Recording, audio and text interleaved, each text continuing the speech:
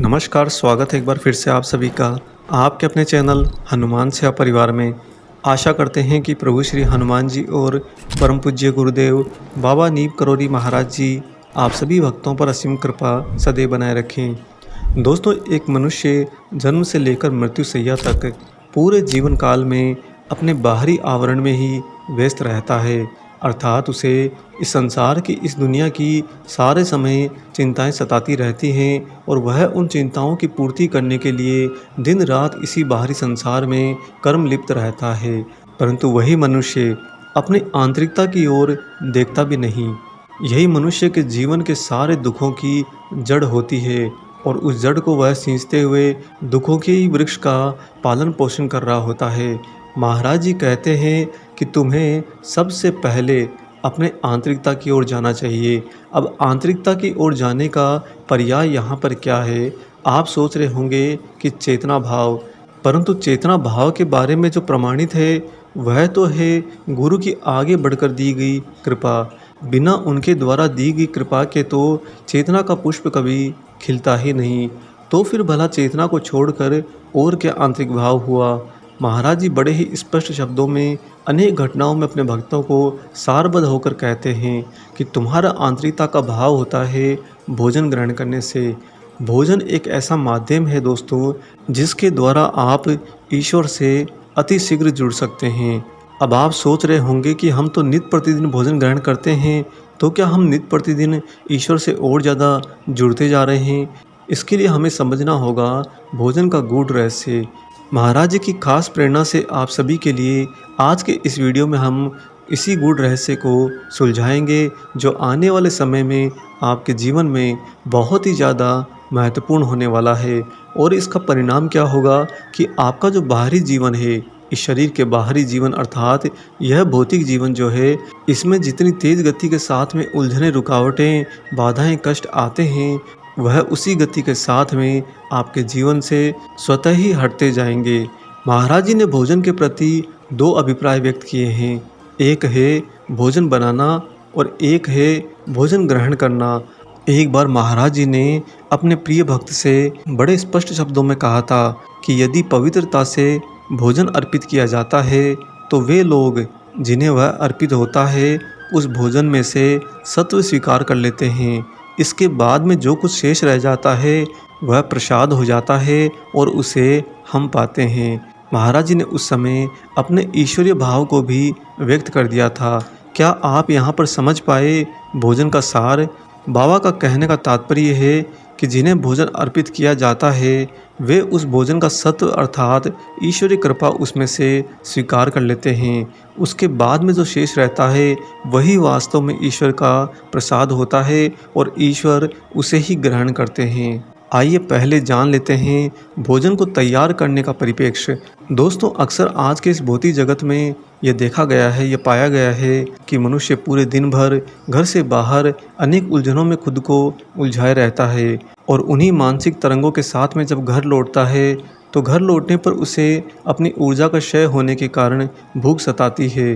त्वरित ही वह भोजन की तैयारी में लग जाता है, परंतु वह भूल जाता है कि पूरे दिन भर जो उसने मानसिक तरंगें अपने पास में एकत्रित करी हैं, अगर वह उन्हीं मानसिक तरंगों के साथ में भोजन की तैयारी शुरू करता है तो वही भोजन ग्रहण करने के पश्चात आपके शरीर को जो ऊर्जा देता है वह ऊर्जा आपके जीवन की उलझनों को सुलझाने वाली नहीं होती, अपितु वह आपके मस्तिष्क में अव्यवस्था पैदा करती है। बाबा जी स्वयं कहा करते थे कि जिन तरंगित भावनाओं से एक मनुष्य अपने घर के अंदर भोजन तैयार करता है वह उसके मस्तिष्क की अवस्था को निश्चित रूप से प्रभावित करता है। यदि तुम भोजन को वास्तव में प्रसाद रूप में बनाओ, अर्थात भोजन बनाते समय तुम ईश्वर का गुणगान करो, ईश्वर का स्मरण करो, ईश्वर की व्याख्या करो, उस भोजन को स्वयं के लिए नहीं अपितु ईश्वर के लिए तैयार करने वाले सेवक की भूमिका में खुद को देखो, तो ऐसा करने पर वह भोजन प्रसाद रूप में बन जाता है और वही ग्रहण करने के बाद में सत्व सार के रूप में तुम्हें शुद्ध कर देता है। लेकिन वहीं पर एक व्यक्ति जो दिन रात ईश्वर के भजन मंडल में रहता है, दिन रात खुद को शुद्ध से और ज़्यादा शुद्ध करने में अग्रसर रहता है, यदि वही व्यक्ति कहीं पर भी ऐसा भोजन ग्रहण कर लेता है जो भोजन उचित सचेतता के साथ में न बनाया गया हो, तो वह भोजन उसके मस्तिष्क में बहुत ही ज़्यादा बड़ी अव्यवस्था पैदा कर देता है। शुद्धता से बने भोजन को खाने से एक योगी भी महान हो जाता है और मानसिक अव्यवस्था के साथ में बनाए गए भोजन को खाकर तो एक महान भी भोगी बन जाता है। अब आप समझे महाराज जी का तात्पर्य क्या है यहाँ पर। बाबा जी का तात्पर्य यह है कि जैसा भोजन आप ग्रहण करते हैं और उसी भोजन को तैयार करते समय भोजन को तैयार करने वाले व्यक्ति की जो मानसिक अवस्था होती है, जो उसके वैचारिक अवस्था होती है, उससे वह भोजन इतना प्रभावित होता है कि ग्रहण करने के बाद में आपके जीवन में आने वाले समय के लिए तरंगों को अपनी ओर आकर्षित करता है। ये तरंगे सकारात्मक भी हो सकती हैं और नकारात्मक भी हो सकती हैं। अगर आपको इन बातों पर यकीन नहीं आता है तो एक काम करिए, अगले 7 दिन तक अपने घर में भोजन बनाते समय राम राम का नाम लीजिए और जो ही भोजन ग्रहण करने बैठें उससे ठीक पहले प्रभु श्री राम जी से या फिर प्रभु श्री हनुमान जी से प्रसाद स्वरूप में भोजन मांगिए और उसके बाद में उस भोजन को ग्रहण करिए। अगले 7 दिन में आपके साथ में जो जो गतिविधियां घटती हैं उन घटनाओं की एक सूची बनाइए कि कितनी सकारात्मक घटनाएं घटी और कितनी नकारात्मक घटनाएं घटी। इसके ठीक बाद में अगले 7 दिनों में बिल्कुल इसका उल्टा कीजिए। उन 7 दिनों में भोजन बनाते समय उन्हीं बातों को याद करिए जिन बातों ने आपको परेशान कर रखा है। उन घटनाओं की चर्चा करिए जिन घटनाओं से आप उन दिनों चिढ़े रहते हैं और उसके पश्चात उस भोजन को ग्रहण करते समय अपनी भूख की या फिर अपनी तृष्णा, अपने लालच की चिंता करिए कि मुझे कितनी भूख लगी है या फिर ये भोजन कितना स्वादिष्ट है, मुझे तो यही चाहिए। इस तरह से अगले 7 दिनों में भोजन ग्रहण करके देखिए और फिर से सूची बनाइए कि आपके साथ में कितनी सकारात्मक घटनाएं घटी और कितनी नकारात्मक घटनाएं घटी। अगले 2 सप्ताह के बाद में आप स्वयं इस निष्कर्ष पर पहुंच जाएंगे कि जिस सप्ताह में आपका भोजन तैयार करते समय ईश्वरीय भाव पर ध्यान केंद्रित रहा, उस सप्ताह में आपके साथ में सारी घटनाएं या फिर यूं कहिए अधिकांशतः घटनाएं सकारात्मक घटी। और जिस सप्ताह में आपने नकारात्मक विचारों के साथ में भोजन तैयार किया, उस सप्ताह में आपके साथ में नकारात्मक घटनाएं घटी। क्या आप यहाँ पर गूढ़ रहस्य को पकड़ पा रहे हैं? भोजन तो आपके शरीर के अंदर जा रहा है परंतु घटनाएं आपकी बाहरी आवरण अर्थात इस भौतिक जगत में घट रही हैं। तो जिन मनुष्यों के साथ में बहुत ज़्यादा भौतिक घटनाएं विपरीत दिशा की घटती हैं, उन मनुष्यों को इस बात पर अवश्य गौर करना चाहिए कि उनका जो भोजन तैयार किया गया है, चाहे वह उनके द्वारा किया गया हो या फिर उनके सहयोगी परिवार के किसी सदस्य के द्वारा किया गया हो, जो भी मनुष्य आपके घर परिवार में भोजन तैयार करता है, 2 बातों का खास हमेशा ध्यान रखिए। पहला, जब वह भोजन तैयार करना शुरू करता है, वहाँ से लेकर जब तक पूरा भोजन तैयार कर लेता है, उसे किसी भी प्रकार से बीच में रोके टोके नहीं, छेड़े नहीं। उसे भोजन को मन से तैयार करने दें। दूसरा खास काम यह भी करें, हो सकता है कि उस व्यक्ति के मन में उस समय चिंताओं का भाव हो सकता है कि वह आपके लिए ही चिंतित हो या फिर अन्य घटनाओं के विचारों में उलझा हुआ हो। अतः जब वह भोजन तैयार कर रहा होता है, आप उसके आसपास के वातावरण में, यानी कि जो अपनी रसोई को छोड़कर आसपास की जगह है, आपका हॉल है, आपके कमरे हैं, आप वहां पर बैठकर जितने समय भी भोजन तैयार हो रहा है दोस्तों, उतने समय तक ईश्वर का गुणगान कीजिए, ईश्वर के भजन कीजिए, ईश्वर की व्याख्या कीजिए। आप स्वतः देखेंगे कि उसके विचार भी आपके विचारों पर केंद्रित होने लगे हैं और इसी तरह से वह जो भोजन तैयार होगा वह सत्व सार वाला होगा, ईश्वरीय प्रसाद रूपी होगा। उसको ग्रहण करने के बाद में आपके बाहरी जीवन अर्थात भौतिक अवस्था के जो कर्म होते हैं, उनकी दिशाओं में मिलने वाली सकारात्मकता को देखकर आप अवश्य चौंक जाएंगे। इसी परिप्रेक्ष्य की गलतियाँ लगभग 98 से 99% लोग करते हैं। अगर आपने आज इस वीडियो को समझ लिया तो आपके जीवन की 98 से 99% विपरीत घटनाएं हमेशा के लिए खत्म हो जाएंगी। पीछे रहेगा तो बस भाग्य का लेखा जोखा। आप यहाँ पर ज़्यादा उलझनों में नहीं उलझेंगे और इस प्रकार आपके जीवन में शांति सुकून का वास हो जाएगा। यह तो रहा भोजन तैयार करने का पूरा परिप्रेक्ष्य। अब बात करते हैं भोजन को ग्रहण करने का परिप्रेक्ष्य। दोस्तों, महाराज जी ने एक बार सुधीर दादा से बड़े ही स्पष्ट शब्दों में कहा कि दादा, ईश्वर भूखे के पास में ईश्वर के रूप में आता है। यह बात सुधीर दादा ने तुरंत ही पकड़ ली। बहुत गहरी बात कह गए महाराज जी यहाँ पर ईश्वर भूखे के पास में ईश्वर के रूप में आता है। अगर आपको स्वयं को भूख लगी होती है और उस समय आप भोजन की व्यवस्था करने में जुट जाते हैं, या तो आप घर के अंदर ही भोजन तलाशते हैं या फिर कहीं बाहर होते हैं तो वहाँ पर भोजन तलाशते हैं। अब आपको यहाँ पर बड़े गौर से सुनना है। जब आप अपने घर में भोजन की व्यवस्था तलाशते हैं तो जो परिवार का सदस्य उस समय जब आपको वास्तव में बहुत ज़ोर की भूख लगी हो, आपके लिए भोजन लेकर आता है, आपको भोजन परोसता है, आपके लिए भोजन की पूरी व्यवस्था करता है और बीच में आपको ना उठना पड़े, इस पर भी वह खुद को सेवक भाव में समर्पित करता है, तो वह व्यक्ति कोई और नहीं दोस्तों, स्वयं ईश्वर होते हैं। महाराज जी ने क्या कहा, ईश्वर भूखे के सामने ईश्वर के रूप में आते हैं। जो व्यक्ति आपको भूख लगने पर आपकी भूख शांत करने के लिए भोजन की व्यवस्था करता है, वह उस समय ईश्वर के रूप में होता है। यह बात ना सिर्फ अपने घर के अंदर लागू होती है, अपितु यह बात घर के बाहर भी लागू होती है।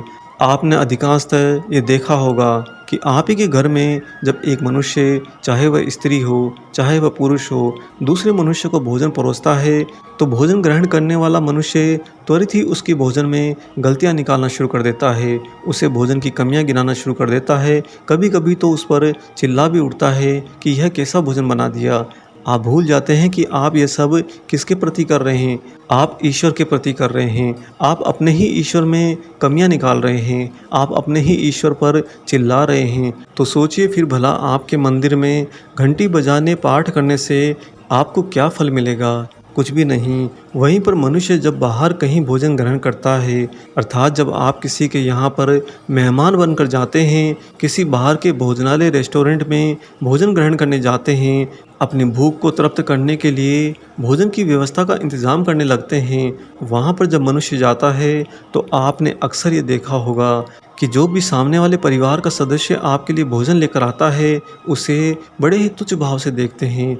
या फिर जहाँ रेस्टोरेंट में मनुष्य भोजन ग्रहण करता है तो जो वेटर उसके लिए भोजन लेकर आते हैं, उन्हें वह कुछ भी नहीं समझते। उस समय स्वयं में अहंकार का भाव होता है कि मैं यहाँ पर भोजन ग्रहण करने के बदले में आज पैसे खर्च कर रहा हूँ, अर्थात मैं ही आज का राजा हूँ।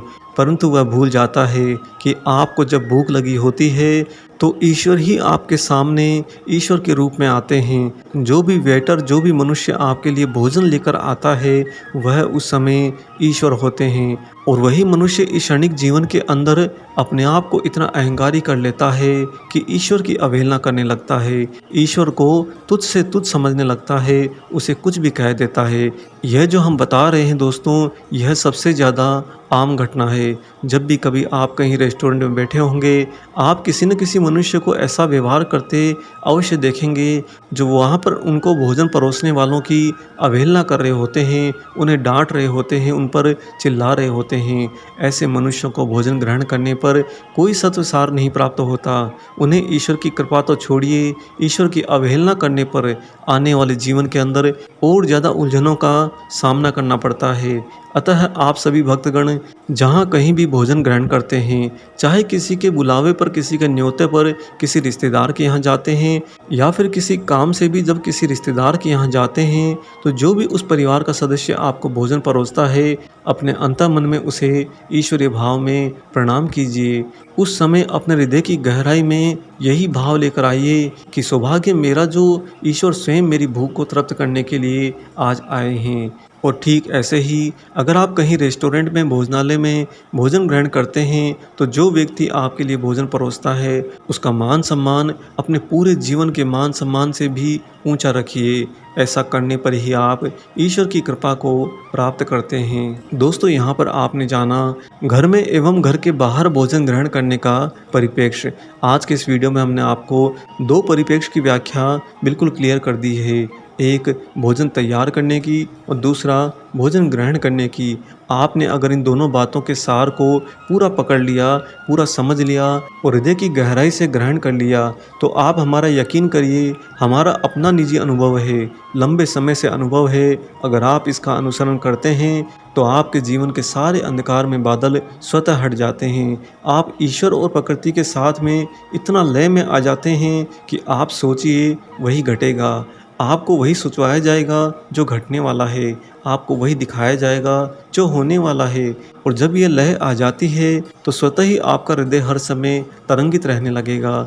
आपको सुख या दुख से रत्ती भर भी प्रभाव नहीं होगा, क्योंकि आपको हर स्थिति तो ईश्वर की लय में प्राप्त हो रही है। और ऐसा होने के कारण ही आप वैचारिक उलझनों से भी बच जाएंगे। आपको धीरे धीरे अपने मस्तिष्क के खाली होने का एहसास होने लगेगा और अपने ही हृदय का भरने का आत्मसात होने लगेगा। यही ईश्वर का वास्तविक एहसास है इस भौतिक जगत का। मनुष्य यहाँ पर बाहरी जीवन में चाहे कितने ही प्रकार के कर्मकांड कर ले, चाहे कितनी ही गतिविधियाँ ईश्वर को रिझाने के लिए कर ले, दोस्तों उससे ईश्वर को कोई फर्क नहीं पड़ता, क्योंकि ईश्वर की जो वास्तविक सेवा है वह तो इस गूढ़ ज्ञान में छिपी है। जिसने यह नहीं समझा और कुछ भौतिक गतिविधियां करके ईश्वर को रिझाने का प्रयास किया, वह तो उस नटखट बालक की तरह है जो सारे टाइम घर में उधम मचाता है, परंतु माता पिता को उससे कोई फर्क नहीं पड़ता। ठीक वैसे ही उसके ऐसा करने से ईश्वर को कोई प्रभाव नहीं होता। आप यहाँ पर कुछ भी कर रहे हैं या कुछ कम कर रहे हैं या कुछ ज़्यादा कर रहे हैं, इससे ईश्वर के भाव में क्या फ़र्क पड़ेगा। ईश्वर तो संपूर्ण हैं, उनके पास किसी की कोई कमी नहीं जो आप उन्हें कुछ दे पाएँ। आप यहाँ पर बस ईश्वर की सच्ची सेवा कर सकते हैं। महाराज जी ने एक और घटना के दौरान बड़े ही स्पष्ट शब्द कहे हैं। बाबा जी कहते हैं कि भोजन बनाना और ग्रहण करना वास्तव में ईश्वर की सेवा है, क्योंकि जीवित रहने अर्थात प्राण और जीवन के लिए लोगों को भोजन चाहिए। महाराज जी के इसी कथन में इस पूरे वीडियो का सार छिपा है। आशा करते हैं दोस्तों आज का ये प्रेरणादायक विशेषांक आपको ज़रूर पसंद आया हो। वीडियो अगर अच्छा लगा है तो इस वीडियो को ज़्यादा से ज़्यादा लाइक करिए। इस वीडियो को ज़्यादा से ज़्यादा अन्य सभी राम भक्तों, हनुमान भक्तों में शेयर भी करिए। अगर आप चैनल पर नए हैं तो आपके इस परिवार को ज़रूर सब्सक्राइब करिए। मिलेंगे बहुत जल्दी ही एक और ऐसे ही अलौकिक वीडियो के साथ में। तब तक अपना और अपने माता पिता का संपूर्ण ख्याल रखिए और परम प्रभु श्री राम जी का निरंतर गुणगान करते हुए बाबा हनुमान एवं बाबा नीप करोली महाराज जी की निस्वार्थ होकर सेवा करते रहिए। जय सिया राम।